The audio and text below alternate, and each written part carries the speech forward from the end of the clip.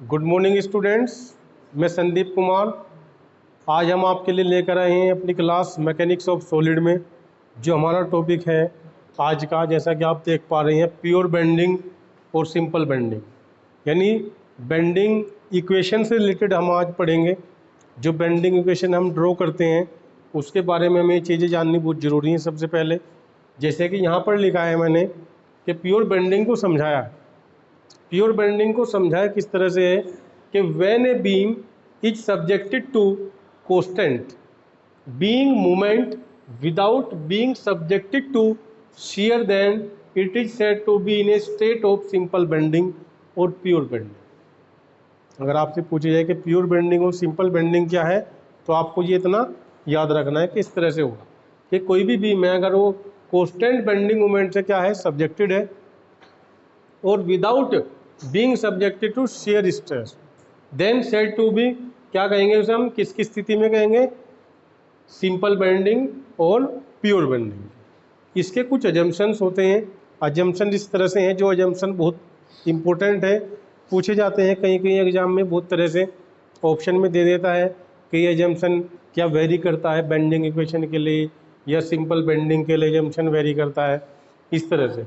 तो पहला जो पॉइंट लिखा है यहाँ पे assumption, the material of beam, इस तरह से लिखा है कि the material of beam is homogeneous and isotropic and ओबे हुक्स लॉ। जो बीम का मटेरियल होगा वो आइसोट्रोपिक होना चाहिए, ठीक है, और होमोजीनियस होना चाहिए और हुक्स लॉ को ओबे करने वाला चाहिए इलास्टिक लिमिट तक, विद इन इलास्टिक लिमिट तक हुक्स लॉ को ओबे करें और होमोजीनियस मटेरियल हो, आइसोट्रोपिक मटेरियल हो। दूसरी बात आपको क्या याद रखनी है कि material has the same value of young modulus, यानी यंग मॉडुलस भी सेम होना चाहिए। यंग मॉडुलस क्या होता है, जैसे इलास्टिक कांस्टेंट में आता है ई, ये क्या बोलते हैं इसको, यंग मॉडुलस, ठीक है, यानी मॉडुलस ऑफ इलास्टिसिटी भी बोलते हैं इसको। यंग मॉडुलस की वैल्यू बार बार लिखी जाती है हर एक न्यूमेरिकल में। अगला पॉइंट लिखा है radius of curvature. Radius of curvature is very large in comparison of cross section dimension of beam, ये भी याद रखना है। फोर्थ पॉइंट जो लिखा है, beam is initially straight, fourth point में लिखा है beam is initially straight and every layer of material is free to expand और कॉन्ट्रैक्ट लॉन्गिट्यूडनली, लॉन्गिट्यूडनली होनी चाहिए, ये भी आपको याद रखना है। पांचवी बात जो है आपको क्या ध्यान में रखनी है, वो ये रखनी है कि the transverse section of beam which were plane before bending will remains plane after bending, ये भी याद रखना है। ट्रांसवर्स सेक्शन के बारे में जो बात कही है वो भी हम देखेंगे। अब जब हम इक्वेशन प्रूव करेंगे तब आपको ये चीज़ें समझ में आ जाएंगे कि किस तरह से ये चीज़ें रखनी है माइंड में। देखते हैं क्वेश्चन को अभी।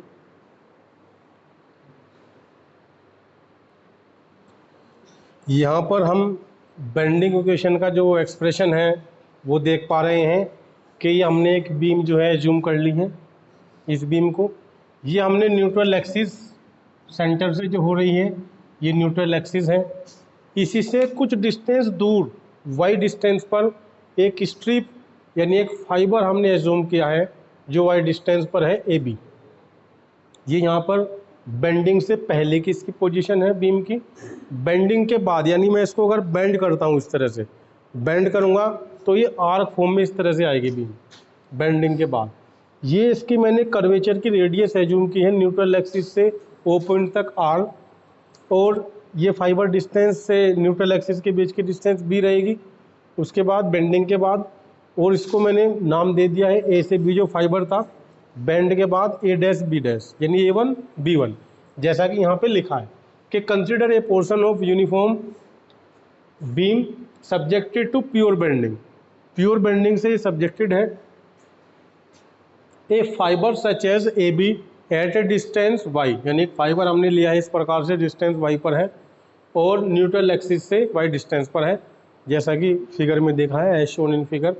After bending it has elongate and is shown by A1 B1, bend के बाद ये क्या होगा, इलोंगेट होगा, यानी इसकी लेंथ जो है बढ़ेगी, यानी ये जो सेंट्रल एक्सिस है हमारी न्यूट्रल एक्सिस है, इसके नीचे मैंने स्ट्रिप ली है, फाइबर लिया है, जो इसकी लेंथ क्या होगी, बढ़ेगी बेंड के बाद, अगर ये न्यूट्रल एक्सिस से ऊपर की तरफ हमारा फाइबर होता, ये फाइबर एज्यूम किया हुआ होता, तो इसकी जो लेंथ थी अगर यहाँ पर होती तो वो कम होती, वो क्या होती, कम होती। लेकिन वो न्यूट्रल एक्सिस से नीचे है इसलिए बढ़ रही है। क्योंकि आप देख पाओगे जब ऐसे बेंड करेंगे अगर हम, तो ये वाली डिस्टेंस, अगर मैं ऐसे बेंड करूँगा तो ये डिस्टेंस तो कम हो जाएगी पहले से, लेकिन ये वाली इंक्रीज होती है, ये वाली इंक्रीज होती है। यही यहाँ पे लिखा है, let R the radius of neutral surface after bending. ठीक है, आर हमने रेडियस लिया है आफ्टर बेंडिंग के बाद, जो न्यूट्रल सरफेस से है। M N equal to R theta, जो एम एन है, ये एम एन यहाँ से है, एम एन की वैल्यू मैंने क्या ली है, आर थीटा। यहाँ पर ये एम एन इधर शो हो रहा है, एम से एन, एम एन बराबर मैंने क्या लिया, आर थीटा। क्योंकि आपने पढ़ा होगा पहले क्लास में कि जो हमारा आर्क है, arc equal to radius into angle होता है, इस तरह से, रेडियस इंटू एंगल। यानी हम बोल सकते हैं कि चाप बराबर क्या होता है, इसको बोलते हैं एंगल को कोण, और इसको बोलते हैं त्रिज्या, इस फॉर्मूले से। यानी ये हमारा आर्क है एक एम एन, एम एन क्या है, एक आर्क है, आर रेडियस है, ठीक है, थीटा क्या है, एंगल है, इस फॉर्मूले से। इसी पर रिलेटेड हमने नीचे की तरफ लिया है भैया फाइबर का ए डैश बी डैश जो आर्क बन रहा है, इसकी वैल्यू क्या हो जाएगी, यानी ये भी इसी फॉर्मूले पे काम करेगा, कोण इंटू त्रिज्या, यानी आर्क इंटू आर्क बराबर रेडियस इंटू एंगल।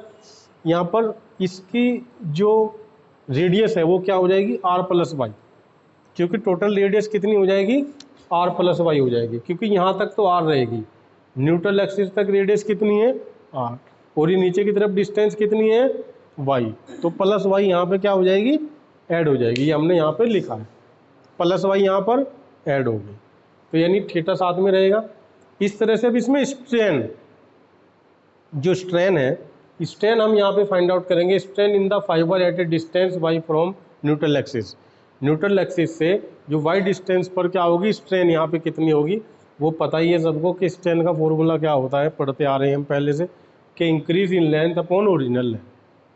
स्ट्रेन बराबर ये होता है कि increase in length upon original length, या change in dimension upon original dimension. यहाँ पे इंक्रीज क्यों लिखा है, क्योंकि फाइबर में जो है लेंथ इंक्रीज हुई है, इसलिए इंक्रीज कितनी हुई है वो कैसे निकालेंगे, टोटल में से इनिशियल यानी फाइनल में से इनिशियल घटा देंगे तो इंक्रीज निकलेगी। फाइनल कितनी बन रही है, फाइनल जो है ए डैश बी डैश, यानी यहाँ से ए डैश बी डैश ये फाइनल हुई है, इनिशियल कितनी थी, ए बी, इनिशियल कितनी थी इसकी, ए बी, और अब लास्ट में कितनी हुई है बेंडिंग के बाद, ए डैश बी डैश। वही मैंने किया है, ए वन बी वन मैंने ए बी कर दिया, और इनिशियल कितनी थी यानी ओरिजिनल कितनी थी, ए बी। इसी तरह से यानी ए वन बी वन की वैल्यू हमने रखी है, ए वन बी वन जो निकाला था हमने R one R plus y into theta, वो मैंने यहाँ पुट कर दिया है। इसी तरह से ए बी की जो वैल्यू है वो आर थीटा है। क्यों है ए बी की वैल्यू आर थीटा, क्योंकि M N equal to A B है, क्योंकि यहाँ पे M N equal to A B है, इसलिए यहाँ पे इसकी वैल्यू भी आर थीटा हमने पुट कर दी है यहाँ पे, इस तरह से।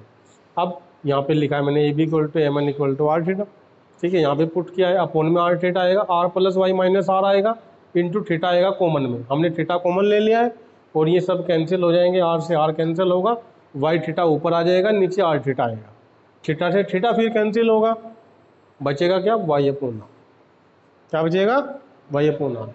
अब हमें पता है कि इलास्टिक कोस्टेंट जो है ई बराबर स्ट्रेस अपॉन स्ट्रेन है।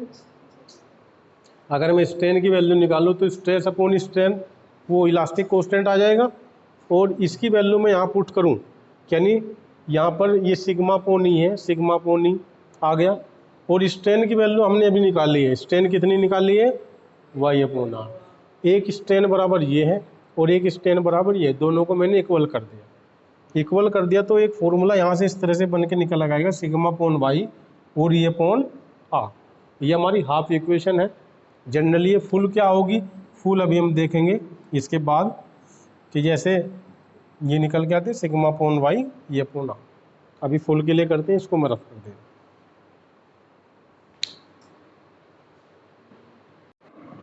अभी जो है हमने sigma upon y E upon R ये क्वेश्चन देखिए कि कैसे ये निकल गया, ये इतना पोर्शन। इसके बाद मैंने ये लिखा है यहाँ पर टाइम बचाने के लिए आपके लिए, ताकि मुझे लिखना ना पड़े और वीडियो कम बने, ठीक है। ये जो है आपकी बेंड होने के बाद बीम है, पोजीशन है, जो थीटा एंगल बना रही है, हमने थीटा एंगल एज्यूम करके ये जो स्ट्रिप यहाँ पे एज्यूम कर रखी थी इसकी पोजीशन ले ली, ठीक है। इसका जो ये सेक्शन हमने लिया है, ये सेक्शन हमने साइड व्यू लिया है। इसका साइड व्यू कैसे होगा, जैसे ये बीम है ये इस तरह से, अब ये बेंड होने के बाद ऐसे आएगी। अब ये जो पोर्शन है, ये पोर्शन कौन सा हमने लिया है, ये हमने ये वाला पोर्शन लिया है। आप देख पा रहे होंगे, सामने से देखेंगे तो आपको ये पोर्शन नहीं दिखाई देगा इधर वाला, तो ये वाला व्यू है ये बीम का। ये कौन सा व्यू है, ये साइड व्यू। ये तो फ्रंट व्यू दिख रहा है हमें सामने से, लेकिन ये जो व्यू है ये वाला, ये नहीं दिख रहा है हमें यहाँ, ठीक है। इस तरह से अगर हम ये बीम बनाएंगे तो ये वाला व्यू यहाँ पे क्या है, ये वाला हमने व्यू लिया है यहाँ, ये जो क्रॉस सेक्शन है, ठीक है। यहाँ पर हमने क्या है, यहाँ पे लिखा है, मैं लिख दे रहा हूँ पहले कि नाउ दैट हमने लिया है कि bending stress at any point in the cross section is proportional to its distance from the neutral axis, also the portion of beam which is above the neutral axis, ठीक है, will experience compressive stress, will the portion below the natural axis will be subjected to tensile stress, ठीक है। यहाँ तक हमने लिया। अब हमने क्या कहा है कि हमने कंसिडर कर लिए, एक स्ट्रिप कंसिडर किया हमने साइड व्यू में, ये साइड व्यू है, इसके साइड व्यू में हमने क्या की है, इसकी न्यूट्रल एक्सिस से y डिस्टेंस पर एक स्ट्रिप हमने क्या की है, एज्यूम की है, ठीक है, जिसकी थिकनेस कितनी dy, और इसका एरिया कितना है, एरिया है इसका यहाँ पे एलिमेंटल जो एरिया हमने लिया है वो डी ए, एरिया कितना है D at a distance y, वही बात मैंने लिखी न्यूट्रल एक्सिस से, ठीक है। अब यहाँ पे जो स्ट्रेस होगी, यानी इसमें जो स्ट्रेस होगी वो क्या होगी, हमने अभी ये फॉर्मूला लिखा है सिग्मा पोन वाई ये पोन आर, सिग्मा यानी स्ट्रेस बराबर ये फॉर्मूला बन जाएगा, ठीक है, वाई डिस्टेंस पर। अब फोर्स अगर मैं निकालूँ, फोर्स इस स्ट्रिप पर मैं क्या निकालूं, फोर्स, हमने स्ट्रेस निकाल लिया। फोर्स के लिए क्या होता है कि स्ट्रेस इनटू एरिया, फोर्स बराबर एरिया नहीं, स्ट्रेस बराबर फोर्स अपॉन एरिया होता है। जब फोर्स निकालना होगा तो स्ट्रेस इनटू एरिया हो जाएगा यहाँ पे ये। अब यहाँ पे E upon R into y और डी ए ये बन जाएगा, एरिया हमने मल्टीप्लाई कर दिया एरिया से। Moment of this force about the neutral axis, moment यानी मोमेंट के लिए क्या करेंगे, हम जब मोमेंट निकालते हैं तो मोमेंट के लिए क्या फॉर्मूला आता है, force into distance, force into distance. तो डिस्टेंस कितनी है वहां तक न्यूट्रल एक्सिस से, ये वाई डिस्टेंस है, वाई से फिर मैंने मल्टीप्लाई कर दिया। अब वाई से मल्टीप्लाई हो जाएगा तो वाई स्क्वायर हो जाएगा, E upon R y square into D A. अब यहाँ पे इसके बाद total movement of resistance, total movement यानी टोटल कितने, है तो इस स्ट्रिप का मूवमेंट होगा, ऐसी बहुत सारी स्ट्रिप बनेंगी इसमें नीचे की तरफ। तो टोटल के लिए क्या करते हैं हम, टोटल के लिए हम क्या लगा लेते हैं, इंटीग्रेशन लगाते हैं जब समाकलन की बात होती है, यानी टोटल होल पूरा इंटीग्रेशन सम के लिए लगाएंगे, यानी समाकलन इसका नाम इसलिए है, इसका यूज हम यहाँ इसलिए करते हैं, यानी जब हम इंटीग्रेशन पढ़ते हैं मैथ्स में उसका यूज इस तरह के डेरिवेशन में किया जाता है, ठीक है। तो इंटीग्रेशन लगाया हमने, इंटीग्रेशन किया है, ये upon R y square D A movement का हो जाएगा, मूवमेंट के लिए हम लिखेंगे। अब ये जो कांस्टेंट टर्म है ये हमने यहाँ ले ली, ये वाई स्क्वायर दिख रहा है में डी ए दिख रहा है, यानी डी ए के रेस्पेक्ट में इंटीग्रेशन। अब इस तरह की जो फॉर्म होती है ये आपने पढ़ी होगी फिजिक्स में कि इसको हम क्या बोलते हैं, मोमेंट ऑफ इनर्शिया, ये होता है moment of inertia. Moment of inertia की जो आपने क्लास देखी होंगी वो देख लेना है, मोमेंट ऑफ इनर्शिया आपको समझ में आ जाएगा कि वाई स्क्वायर डी ए, ये क्या हो जाएगा, total moment of inertia of entire cross section, पूरा जो क्रॉस सेक्शन है इसका मोमेंट ऑफ इनर्शिया इस फॉर्म में होगा, y square D A integration. इसको हम क्या पुट करेंगे, वाई, सॉरी आई, इसको हम क्या पुट करेंगे, आई की फॉर्म में रहेगा, यानी ये क्या है, आई है मोमेंट ऑफ इनर्शिया। अब इसकी वैल्यू यहाँ पे आई पुट कर दिया हमने, A upon R into I, तो फॉर्मूला क्या बन गया, E upon R into y, ठीक है, E upon I into equal to E upon R हो जाएगा, ठीक है भाई। अब ये सेकंड इक्वेशन हमारे आ गई है, फर्स्ट इक्वेशन हमारी क्या थी, ये थी। दोनों का हमने क्या किया है, कॉम्बिनेशन किया। दोनों का क्या किया, कॉम्बिनेशन कर दिया। यानी कैसे कर दिया, ई अपॉन आर बराबर एम अपॉन आई यहाँ भी है, ई अपॉन आर बराबर सिग्मा अपॉन वाई यहाँ भी है, तो दोनों को बराबर कर दिया इसके। यानी ई अपॉन आर के जो है बराबर ये भी है, ये भी है। तो इसी इक्वेशन को क्या बोलते हैं, बेंडिंग इक्वेशन कहते हैं। ठीक है, डेरिवेशन बहुत इंपॉर्टेंट है। इस फॉर्मूले पे बहुत न्यूमेरिकल पूछे जाते हैं आपके कॉम्पिटिटिव एग्जाम में, वहाँ के लिए भी इम्पोर्टेंट है। और डिप्लोमा में जो मोस्ट सब्जेक्ट होता है मैकेनिक्स ऑफ सॉलिड, वहाँ पर ये इक्वेशन बहुत इंपॉर्टेंट है, बहुत बार पूछी जाती है। और इक्वेशन अगर नहीं पूछी जाएगी तो इस पर न्यूमेरिकल पूछे जाते हैं। ओके, आई होप सबको समझ में आई होगी। Thank you.